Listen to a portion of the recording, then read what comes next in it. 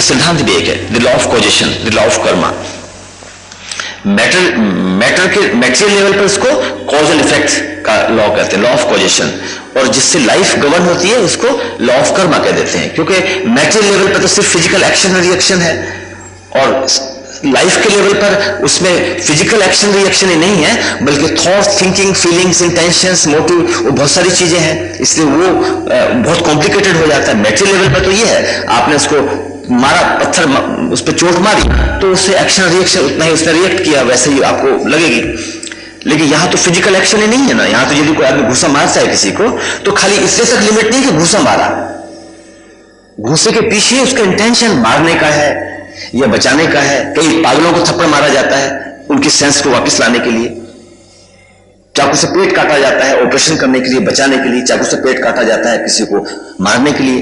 तो जो physical action है फिजिकल लेवल पर तो वो समझ में आता है, लेकिन जब लाइफ के लेवल पर वो एक्शन किया जाता है तो फिजिकल एक्शन को देखकर कोई डिसाइड नहीं किया जा सकता कि फिजिकल एक्शन अच्छा है या बुरा है, क्योंकि वो बहुत कॉम्प्लिकेटेड है। पता नहीं मारने वाले का या उस तरह के एक्शन करने वाले का क्या इंटेंशन है, क्या उसका मोटिव है, क्या उसका आशय है, वो निर्धारित करेगा। उसका थॉट्स क्या था उस समय करने का, उसकी फीलिंग्स उस समय क्या थी, उसका भावना उस समय क्या थी। तो भावनाएं जुड़ेंगी, इंटेंशन जुड़ेगा, थिंकिंग जुड़ेगी, बहुत सारे कॉम्प्लिकेशंस के बाद वो सारा नेट रिजल्ट होने के बाद ये निर्धारित होगा कि एक्शन अच्छा है या बुरा है। इसलिए उसको हम लॉ ऑफ कर्मा कहते हैं, यहां पर लॉ ऑफ कॉजेशन। अब कर्म के सिद्धांत को आप समझिए। कुछ लोगों को कर्म के सिद्धांत के बारे में यदि प्रूफ चाहिए, उसके लिए तो बहुत प्रूफ है। आप जमीन में गेहूं का दाना डालते हैं तो गेहूं का पेड़ उगेगा, ऐसा नहीं है कि आपने गेहूं का दाना बोया और मैंने भी गेहूं का दाना बोया, आपने गेहूं का दाना बोया तो गेहूं का पेड़ उगाया, मैंने गेहूं का बीज डाला तो वहां पर चने का पेड़ उगाया। ऐसा कभी ना हुआ है ना होगा, ये तो आप देख सही है। आपने हाइड्रोजन ऑक्सीजन को मिलाया तो पानी बना, मैंने हाइड्रोजन ऑक्सीजन को बनाया तो दूध नहीं बनेगा, वो पानी ही बनेगा। यहां मिला लें, अमेरिका में जाकर मिला लें, कोई भी जितने भी प्रकृति के नियम है एक्शन एंड रिएक्शन का, law of causation, cause and effect का, वो एक सा ही कॉज है तो इफेक्ट एक सा ही होगा। ये तो बात निश्चित है, ये तो प्रूफ है साइंस का। अब हम इसके कॉन्टेक्स्ट में जब हम ये कन्विक्शन हो गया हमको, ये देखते हैं, ऑब्जर्व करते हैं इस बात को कि जो जैसा एक्शन है उसका रिजल्ट वैसी हो रहा है। और यदि हमें मेंटल लेवल पर, ह्यूमन बीइंग के लेवल पर वो चीज समझ में नहीं आ रही कि उस व्यक्ति ने तो अच्छा काम किया, उस व्यक्ति ने तो शराफत का काम किया, लेकिन उसको परेशानी हुई। मान लीजिए एक आदमी किसी जख्मी आदमी को कार में डाल के, इंजर्ड आदमी को हॉस्पिटल में ले जाता है अपनी कार में, और वहां पुलिस वाले ने उसी को पकड़ लिया कि तुम आओ भाई, ये तुम क्या पता क्या प्रूफ है कि तुम इसकी मदद करने के लिए आए, तुमने ही इसको मारा है, हो सकता तुम्हारी गाड़ी से मरा हो। उससे पूछताछ करेंगे, उसको परेशान करेंगे। यदि वो आदमी सच्चा है तो ये महसूस कर सकता है कि यार ये मैं बिना बात झमेले में मैं क्यों पढ़ूं, मैंने तो अच्छा काम किया और मेरे को ये बुरा रिजल्ट मिल रहा है। ये जो सो कॉल्ड बुरा हम लग रहा है हमको, ये हमारी समझ का फेर है कि उसमें बहुत सारी कॉम्प्लिकेशंस हैं। फैक्ट ये है कि जो जिस तरह का कर्म कर रहा है उसको उसी तरह का रिजल्टेंट उसको मिल रहा है, मिलेगा वैसे ही। ये बात दूसरी है कि वो उसमें बहुत सारे एक्शंस इन्वॉल्व हैं, ये बहुत कॉम्प्लिकेटेड है, लेकिन फिर भी इसके सबूत हमारे पास हैं और हम लोगों को इस बात को समझ में आता है कि कर्म जैसा किया वैसा रिजल्टेंट उसको हो रहा है, क्योंकि प्रकृति में इनविजिबल फोर्सेस वर्क कर रही हैं। यदि इतना पक्का अटूट वो लॉ ना होता तो कोई चीज कैलकुलेट नहीं हो सकती थी। यहां से अंतरिक्ष पर यान भेजे जा रहा है तो लाइट की स्पीड ये है, ऐसा नहीं है कि सवेरे के टाइम पे लाइट की स्पीड को दूसरी थी और शाम के टाइम पे कोई और स्पीड हो जाएगी, ऐसा तो नहीं। वो एक सब सिस्टम, यूनिवर्सल लॉज हैं, ध्रुव सत्य हैं, ऐसे फैक्टर्स हैं। तो कर्म का सिद्धांत अपना आप में अटूट है, इसके बारे में किसी को कोई डाउट नहीं होना चाहिए। किसी को डाउट है कर्म के सिद्धांत के बारे में? कोई हाथ खड़ा करे यदि किसी को ये इस पे थोड़ा शक लगता है। कोई नहीं ना, सबको है ना। अब इस लाइट में अब हम कर्म के जो लॉ ऑफ इनकार्नेशन है उसको देखते हैं। जब ये बात हमने समझ ली कि जो जैसा, ये इंटेलेक्चुअल लेवल पर बात हो रही है, अपने इंटेलेक्ट को सेटिस्फाइड करने के लिए, रीजनिंग देने के लिए, क्योंकि कोई भी चीज ब्लाइंडली नहीं करनी। रियल रियलाइजेशन तो आपको मेडिटेटिव स्टेट में साक्षात आपकी फैकल्टीज डेवलप होगी तो आप देखेंगे, साक्षात देखेंगे, उसमें तो कोई बात नहीं है। आपको पूर्व जन्म की बात याद आ जाएगी। तो अब ऐसे आदमी को जिसको पूर्व जन्म की बातें याद है, जो पहचानता है एक दूसरे को, तो उसके लिए तो ये सबूत चाहिए नहीं। सबसे बड़ा सबूत तो उसके पास अपने ही है। लेकिन इंटेलेक्चुअली सेटिस्फाइड करने के लिए भी लोग टू बिगिन विद एक टेंटेटिव प्रोग्राम तो होना चाहिए ना। वो कहेंगे हम क्यों करें, पता नहीं है कि नहीं है। अब कर्म के सिद्धांत में इस लॉ ऑफ इनकार्नेशन को आप समझिए। अब दो बच्चे जन्म ले रहे हैं, एक बच्चा गटर में जन्म ले रहा है, एक बच्चा राजा के यहां जन्म ले रहा है। जो बच्चा है उसने तो बेचारे ने कोई कर्म किया नहीं, अभी तो एक दिन का बच्चा है। इसको आप कैसे एक्सप्लेन करेंगे? There is no other way except reincarnation.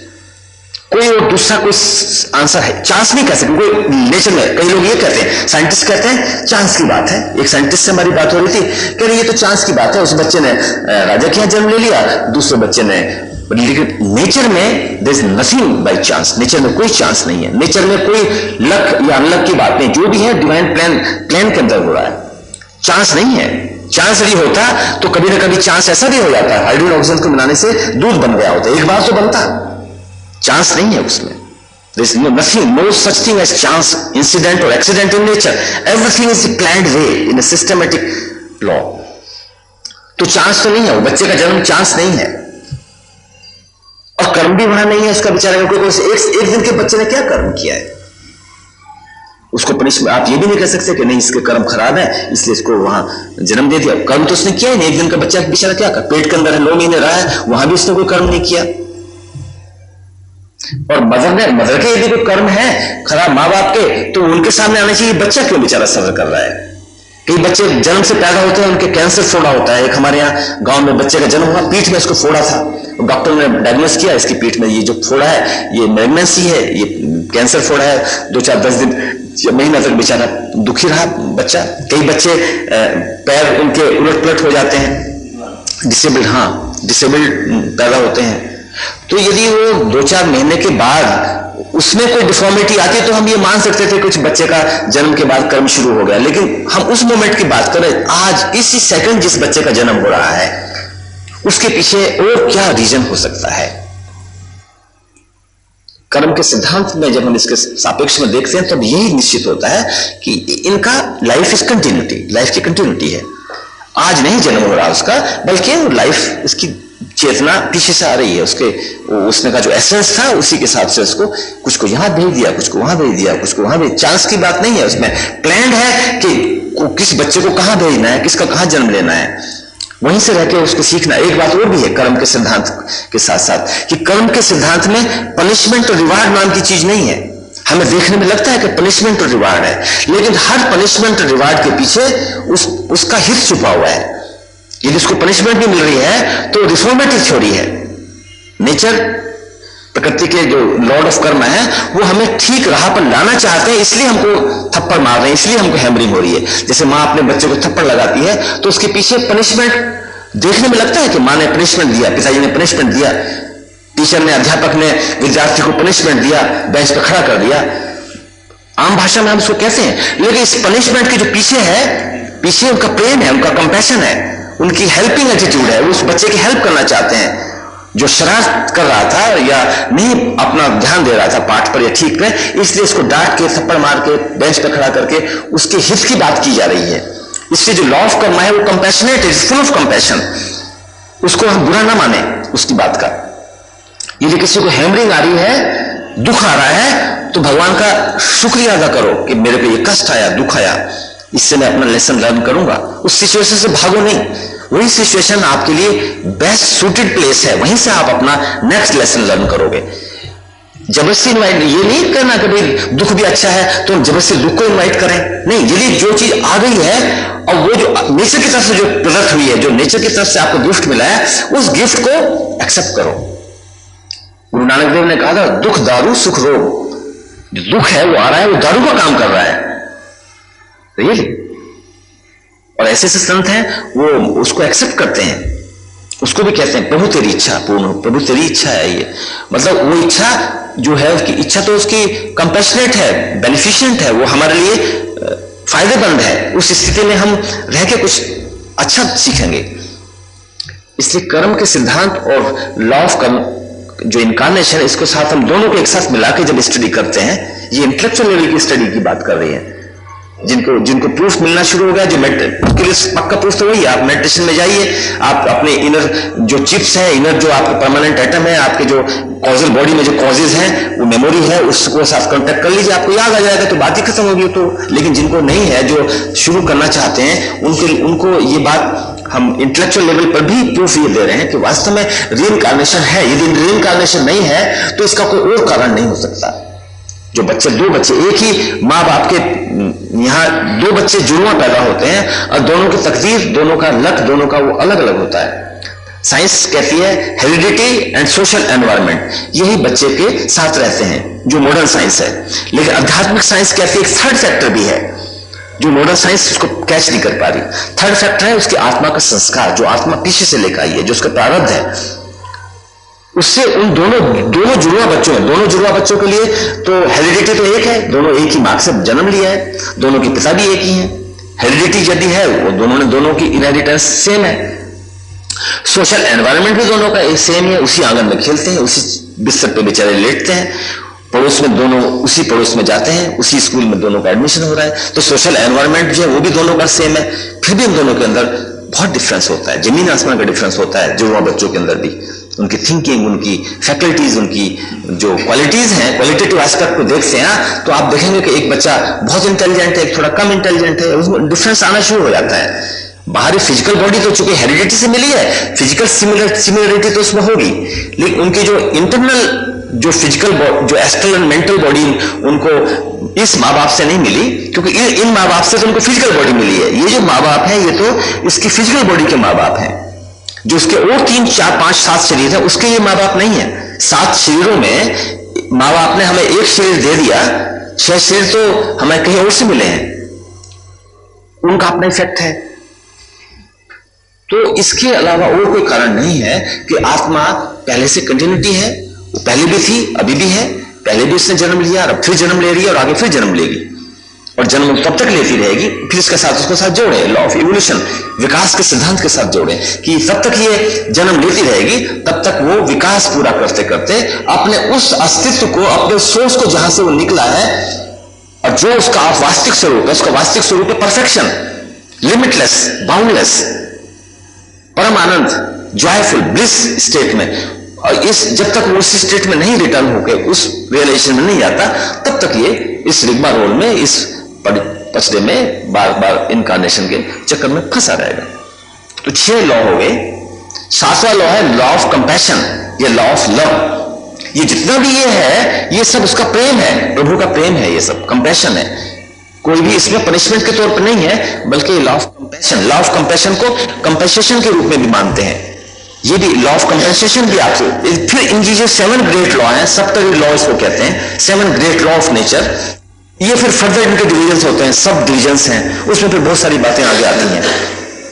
लेकिन ग्रेट लॉ ये 7 हैं। जिस व्यक्ति ने इन 7 नियम को समझ लिया और कन्विक्शन हो गया, मेंटल क्लैरिटी होगी, वो निडर हो जाएगा। उसको पता है गोली चल रही है, गोली के बीच से निकल जाएगा। यदि कोई गोली ऐसी बनी ही नहीं, जो मेरे प्रारब्ध ऐसा है ही नहीं कि गोली मेरे को लगेगी, तो गोली लगी नहीं सकती। और जो डर रहा है, घबरा रहा है, वो छुपा हुआ है, वो निकलेगा नहीं। और गोली यदि लगनी है तो उसको वहीं जाकर मार जाएगा कोई आदमी। इंदिरा गांधी को कितनी बड़ी सिक्योरिटी थी, उसने सोचा भी नहीं होगा कि कोई उसको फायरिंग हो जाएगा। बुलेट प्रूफ जैकेट पहनना और सारे चारों तरफ से उसकी इतनी सिक्योरिटी गार्ड रहना, कौन सोच सकता था कि सिक्योरिटी गार्ड इसको मार देगा जब वो गोलियों की जिस तरह से उसका अंत आएगा। उसके अपने प्रारब्ध है, प्रारब्ध उसका यही लिखा था, उसको कोई रोक नहीं सकता। और यदि हमारा प्रारब्ध नहीं है तो आप बेधड़क हो गए। इसका मतलब ये भी नहीं है कि केयरलेस यदि है, केयरलेसली आप ड्राइव कर रहे हैं और कह रहे हैं कि मेरा एक्सीडेंट होना होगा तो हो जाएगा, नहीं होना होगा तो कोई दुनिया की ताकत मेरा एक्सीडेंट नहीं कर सकती। प्रारब्ध तो आपका ठीक है, लेकिन क्रियमान तो आपका खराब है। क्रियमान में तो आप केयरलेस हैं। प्रारब्ध से भी आपका एक्सीडेंट होता है, क्रियमान से भी आपका एक्सीडेंट हो रहा है। प्रारब्ध तो आपका नहीं है, लेकिन क्रियमान तो आप बना रहे हैं कि आप आंख बंद करके और सेलुलर टेलीफोन से बात कर रहे हैं और गाड़ी तेज हाई स्पीड पर चला रहे हैं, तो खड्ड में जाके गिरेगी तो आप मरेंगे। तो कर्म तो यहां भी है और पुराना कर्म भी आ रहा है। तो ये जब हम इस तरह के सब नियमों के बारे में जानकारी हम करते हैं और हमें अविद्या से ऊपर उठते हैं, तब हम निडर हो जाते हैं।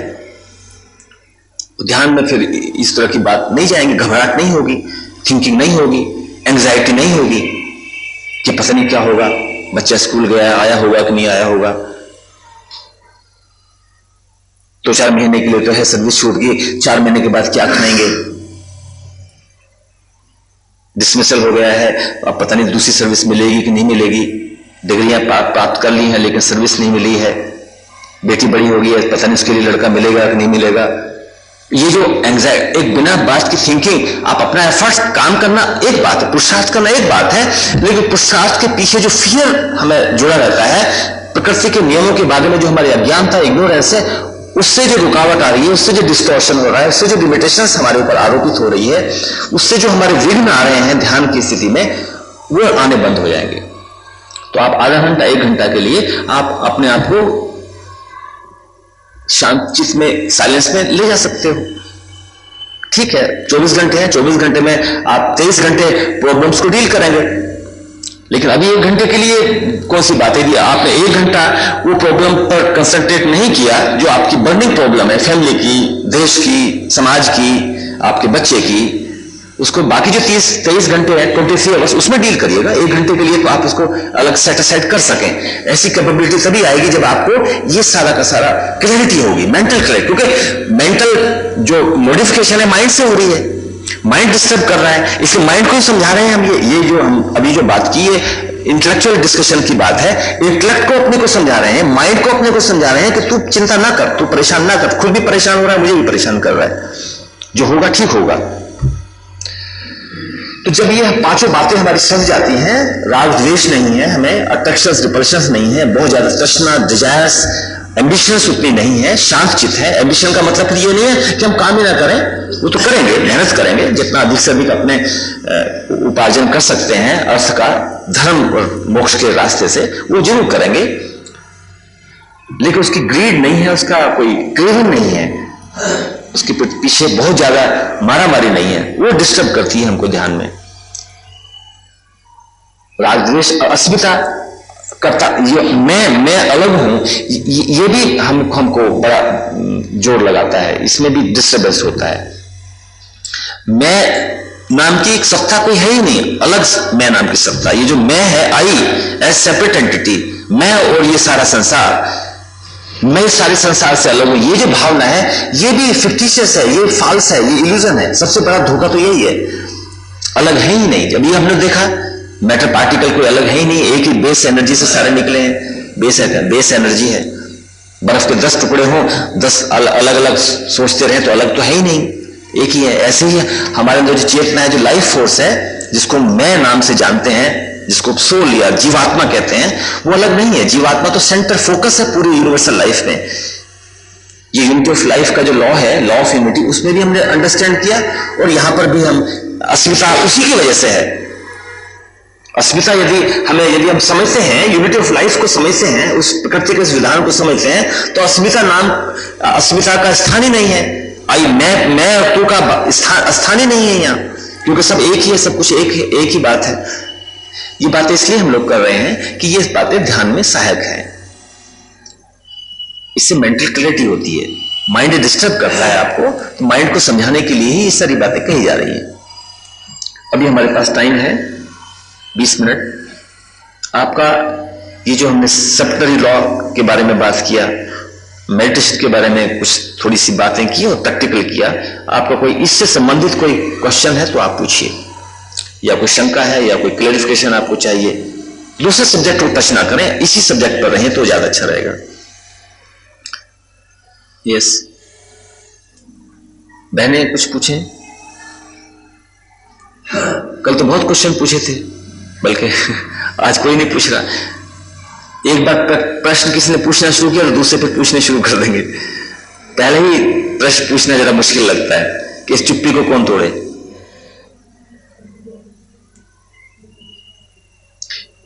वो इंक्वायरी माइंड होना चाहिए, क्वेश्चनिंग माइंड होना चाहिए। किसी चीज को ब्लाइंडली नहीं मानना। ब्लाइंड अंधविश्वास हानिकारक है, ये हमारे लिए रुकावट का काम करता है। लॉ ऑफ यूनिटी, हाँ, दिमाग नाश की बात ही नहीं। निर्माण होना बिल्कुल कोई बात नहीं है। बर्फ का पानी बन गया और पानी से बर्फ बन गया, विनाश कुछ हुआ ही नहीं। बर्फ पानी बन गई तो विनाश कहां हुआ? बस यही है। हाँ जी हाँ हाँ नहीं, उसकी अवस्था परिवर्तन है ना, तत्परिवर्तन होता रहता है। और जो आदमी तात्विक दृष्टि से जानता है उस परिवर्तन से वो इफेक्ट नहीं होता, और जो नहीं जानता वो रोता हाय क्या हो गया, हाय मैं तो बर्फ था मैं पानी बन गया, हाय मैं तो जिंदा था चल फिर रहा था मैं मर गया। तो जो अज्ञान है, अज्ञानी है, वो दुखी होता है उस परिवर्तन से। जो फिक्टिशियस नहीं, वो परिवर्तन है, प्रलय है। जैसे हम लोग चलते फिरते हैं और वो सब मेल्ट हो जाएंगे एक दिन। यहाँ पर ऑक्सीजन है, ऑक्सीजन ये लाइफ वेव है, घूम रही है, ये पानी आएगा और पानी में सब वो सब जो अवस्था परिवर्तन होगा वो तो फैक्ट रियलिटी है ना। लेकिन ये जो रियलिटी है, ये जो अवस्था परिवर्तन हो रहा है, वो उस यूनिटी के अंदर जो फाइनल लॉस एंड गेन नहीं है कुछ भी, यही का यही है। ना कुछ गया ना कुछ आया, ना कुछ नया ऐड हुआ ना कुछ उससे सब्सट्रैक्ट हुआ निकला। इसलिए चेंज ऑफ फॉर्म, हाँ change of form, change of conditions है, परिवर्तन है। और ये परिवर्तन है मोशन की वजह से, मोशन गति है। एक सन्यासी, एक ऋषि ने, हमारी आई के फैमिली है फिजिकल सोसाइटी में, योगी थे बड़े भारी और साइंटिस्ट थे, पीएचडी थे केमिस्ट्री में, फिजिक्स में भी पीएचडी थे, और वो साइंस के साथ साथ अध्यात्म ऑकल्ट साइंटिस्ट थे। उन्होंने एक एग्जाम्पल दिया, एक चैम्बर उन्होंने बनाया वाटर का, एक बड़ा एक जार लिया शीशे का वाटरप्रूफ, उसके अंदर पानी भर दिया और उसके भरने से पहले उसने एक ऐसी डिवाइस लगाई वाटरप्रूफ इलेक्ट्रिक फिटिंग करके उसके अंदर बल्ब लगा दिया और एक मशीन लगा दी जो पानी को घुमाती है, पंखा लगा दिया, 2 स्विच लगा दिए, एक लाइट का बाहर और एक पंखे का। और लाइट बंद है और पंखा भी बंद है तो पानी साफ दिखाई दे रहा है, ट्रांसपेरेंट है। बल्ब जला दिया, बल्ब बिल्कुल साफ है तो लाइट से प्रकाश हो रहा है, पानी शीशे का जैसा रंग है ट्रांसपेरेंट, जैसे पानी का ट्रांसपेरेंट रंग है, तो उसमें लगता है कुछ है ही नहीं, नथिंग नहीं। दूसरा आपको दिखाएं किसी को कि इसमें क्या है, कहेगा कुछ नहीं है, लाइट जल रही है, शीशे के अंदर कवर है। फिर उसने उस स्विच को दबाया, पंखा चला, पंखा चलते ही जैसे पानी में मोशन हुआ तो पता लगा इसमें तो कुछ है, भरा हुआ है तो। और फिर उसके कलर्स उसमें आने शुरू हो गए, उसकी फॉर्म्स बननी शुरू होगी, पानी की फॉर्म्स बननी शुरू होगी, और लाइट रे आ रही है उससे रंग बिरंगी फॉर्म्स बननी शुरू होगी, करोड़ों किस्म की फॉर्म्स बन गई, उसमें हलचल हो रही है, पूरी सृष्टि रची गई उसके अंदर, एक तरह से देखा जाए ना। और वो बाहर से कुछ नहीं आया और बाहर कुछ नहीं गया, सब उसके अंदर ही है। मोशन बंद कर दिया, पंखा बंद कर दिया तो फिर वही शांत हो गया। तो ये जो परम सत्ता है जिसको ब्रह्म तत्व कहते हैं, जो पूरे यूनिवर्स में, यूनिवर्स के बाहर भरा हुआ है सब तरफ, प्लेनम उसको कहा, प्लेनम वॉइड, खाली नहीं है बल्कि भरा हुआ है, प्लेनम उसको कहा है। जो चीज खाली, जैसे ये चीज खाली दिखाई देती है, ये सोलिड दिखाई देती है, एक गांव का आदमी जो अनपढ़ है वो तो कहेगा ये कमरे में सामान भर दो, क्या कमरा भरा हुआ है, और सामान सारा निकाल दो, कहो कमरे में कमरा खाली है, वो तो यही कहेगा ना। लेकिन कमरा, साइंटिस्ट जानता है कि कमरा भरा हुआ नहीं है, खाली नहीं है, कमरे में भरा हुआ है, सारे में उसको गैसेज हैं, और इतनी गैसेज हैं, इतनी पावर है उसके अंदर, सारा ऑक्सीजन और कार्बन डाइऑक्साइड पता नहीं कितनी तरह की उसमें भरी हुई है, एटम्स, एटॉमिक एनर्जी भी भरी हुई है। तो ऐसे ही जब ये सृष्टि नहीं थी तो जो कुछ इसमें भरा हुआ था, जो सर्वत्र था, वो नथिंगनेस, उसको नथिंग नहीं कहेंगे क्योंकि कुछ है नहीं, दिखता नहीं, इनविजिबल है। वो नथिंगनेस से जो नहीं है, जो शून्य है, उसमें जब मोशन शुरू होता है, गति शुरू होती है, तो ये मैटर पार्टिकल्स बनने शुरू हो जाते हैं, ग्रॉसर सारा सृष्टि रचना शुरू हो जाती है। और जब ये मैटर पार्टिकल्स, जो मैटर पार्टिकल्स है वो भी मोशन की वजह से ही है। मैटर पार्टिकल के अंदर मोशन है, जो उसके पार्टिकल के अंदर जो स्मॉलर मैटर पार्टिकल है वो मूव कर रहा है, इसलिए मैटर पार्टिकल का रूप आपको दिखाई दे रहा है। उसके अंदर जो मैटर पार्टिकल का मोशन रुक जाएगा तो आपको मैटर पार्टिकल खत्म हो जाएगा, दिखाई नहीं देना बंद हो जाएगा। एटम जो सॉलिड बॉल दिखाई दे रही है आपको, कल भी हम लोगों ने बात की थी, वो इसलिए दिखती है तो उसके ऊपर उसके अंदर इलेक्ट्रॉन्स घूम रहे हैं, इसलिए वो सॉलिड बॉल दिखाई देती है। उसका मोशन बंद होगा तो आप ढूंढ ही नहीं पाओगे एटम कहां गया। तो ये जो मोशन जो गति है, उसकी वजह से संसार की रचना हो गई। तो इसमें जो लिप्त है, जो इसको देखता है, ठीक से तात्विक दृष्टि से नहीं देखता, वो दुखी होगा, भाई प्रलय होगी। जैसे शरीर का भी तो हम यही देखते हैं ना, जिस व्यक्ति को ये ज्ञान नहीं है तो शरीर की मृत्यु, फिजिकल बॉडी की, स्थूल शरीर की मृत्यु होने के बाद कितना हम हाहाकार करके रोते हैं। इसका मतलब ये नहीं है कि वो फिक्टिशियस से मृत्यु नहीं हुई, शरीर की मृत्यु हुई, अवस्था परिवर्तन हुआ। लेकिन इस आर्थिक दृष्टि से देखेंगे तो ना तो शरीर की मृत्यु हुई, शरीर का डिसइंटीग्रेशन हो गया, उसके जो मैटर पार्टिकल्स हैं वो लिविंग सेल्स हैं, वो पहले एक साथ जुड़े हुए थे, अब अलग अलग सेल्स, लिविंग सेल्स बिखर गए हवा में, एटम्स बिखर गए, वो फिर दोबारा यूनाइट होते हैं। और एक चीज आपको और बताएं, किताबों में नहीं मिलेगी, हमें भी कहीं लिखने में इसको नहीं मिला, लेकिन ये फैक्ट है, जब आपकी दूसरा जो फिजिकल बॉडी बनेगी, नई जो फिजिकल बॉडी बनेगी या नई जो मेंटल बॉडी या एस्ट्रल बॉडी बनेगी, क्योंकि वही टेंडेंसीज, वही क्वालिटीज और फैकल्टीज मिलेंगी, तब आप वहां से शुरू करोगे। जितनी डिग्री आपने अटेन किया है वहां से नेक्स्ट नंबर आपने जाना है। 7 सीढ़ी यदि आप चढ़ चुके हो तो 7 स्टेप्स की चीज आपके पास होगी। तो जब आपको नया शरीर मिलेगा वो पुराने वाले शरीर से काफी कुछ मिलता जुलता होगा। जो मेंटल बॉडी है, क्योंकि थिंकिंग वैसी ही होगी, मेंटलिटी वैसी ही होगी, डिफाइंड फॉर्म में होगी, और उसमें जो सेल्स डैमेज हो गए हैं वही सेल्स सिर्फ नए उसमें जुड़ेंगे, नहीं तो वही पुराने सेल्स ही। जैसे मान लीजिए मेरी फिजिकल बॉडी डैमेज हो गई तो फिजिकल या मेंटल बॉडी डैमेज हो गई, तो उसमें जो सेल्स डैमेज हो गए हैं वो डैमेज हो गए, और जो अच्छे हैं वो वायुमंडल में बिखर गए। जब वो पल्सेशन होगा और कलेक्शन ऑफ मटेरियल होगा, बिल्डअप होगा, मटेरियल से बॉडी बिल्डअप होगी, तो उन्हीं एटम्स को नेचर सक करके, अट्रैक्ट करके वो बनेगा। मेंटल बॉडी जब मेरी फॉर्मेशन होगी, नई मेंटल बॉडी, तो जो मेरा पहले वाली मेंटल बॉडी का मेंटल मैटर बिखर गया था मेंटल प्लेन पे, जब नई मेंटल बॉडी बनेगी, क्योंकि उसी तरह के सेल्स मेंटल बॉडी होंगे, तभी तो मेरी थिंकिंग उससे मिलती जुलती होगी जो पहली थिंकिंग थी, जहां से मैंने छोड़ा है, जो मेरी अंडरस्टैंडिंग थी। जो मेरी इंट्यूशनल बॉडी है, जितना मेरे को इंट्यूशनल फैकल्टी डेवलप हो गई है, वो वहां से मैं तभी तो शुरू करूंगा। यदि मेरी इंट्यूशनल बॉडी में वो मैटर लगा दिया गया जो मैटर सेवेज की बॉडी में लगा हुआ है, तो मैं इंट्यूटिव लेवल पर उतना एक्टिव नहीं होगा। ये वही मेरी मेंटल बॉडी उसी मैटर से बन गई जिस मैटर से एक सेवेज की मेंटल बॉडी बनी है, तो इसका मतलब मेरा जो मेंटल बॉडी का मैटर वो डिफरेंट होगा और वो उससे मिलता जुलता होगा मेरी इस बॉडी से। और मेंटल मैटर कहा गया, जो वायुमंडल में बिखरा हुआ था वही मेंटल मैटर अट्रैक्ट होगा। जो डैमेज हो गए सेल्स वो नए बन जाएंगे, बाकी सब वही रहेंगे।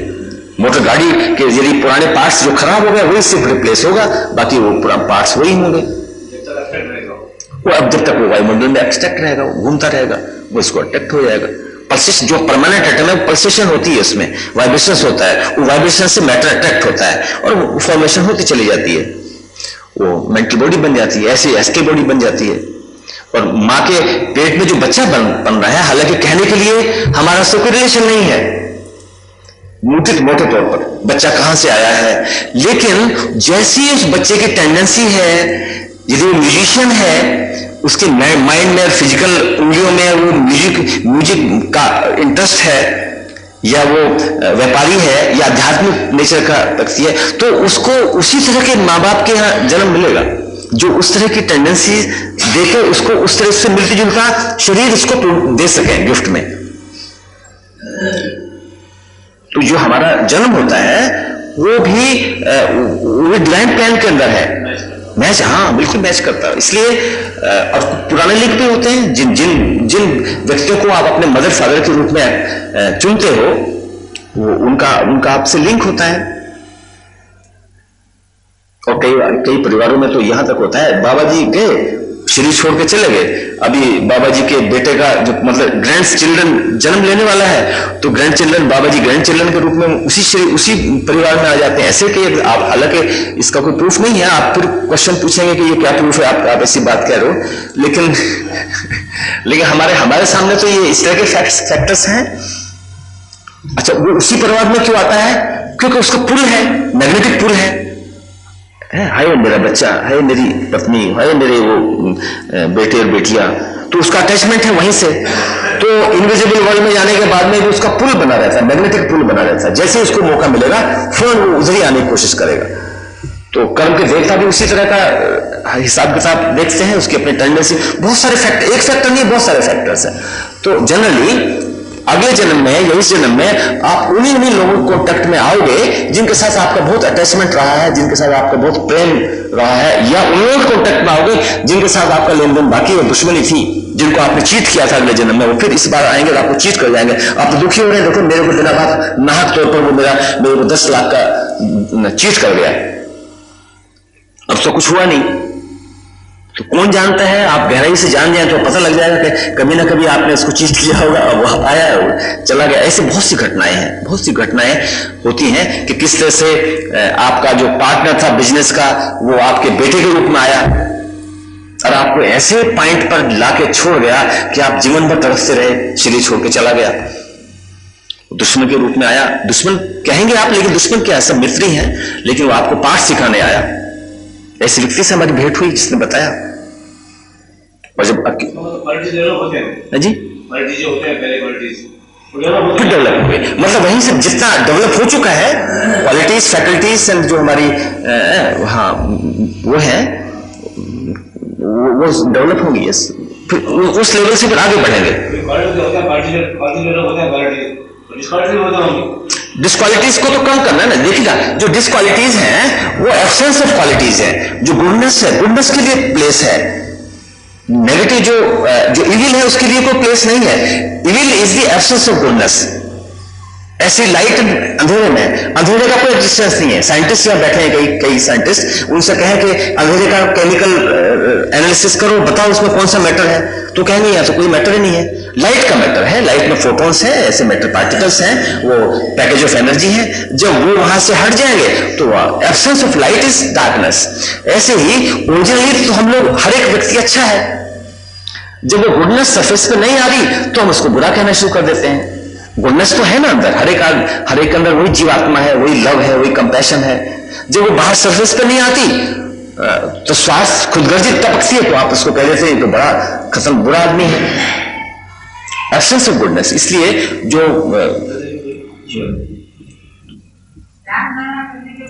हाँ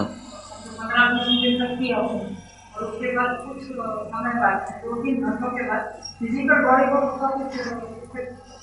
नहीं, फिजिकल बॉडी, देखिए ये जो हमारे शरीर है सारे आपस में इंटर रिलेटेड है, इंटरडिपेंडेंट है, इंटरपेनिट्रेटेड है। ऐसा नहीं है कि ये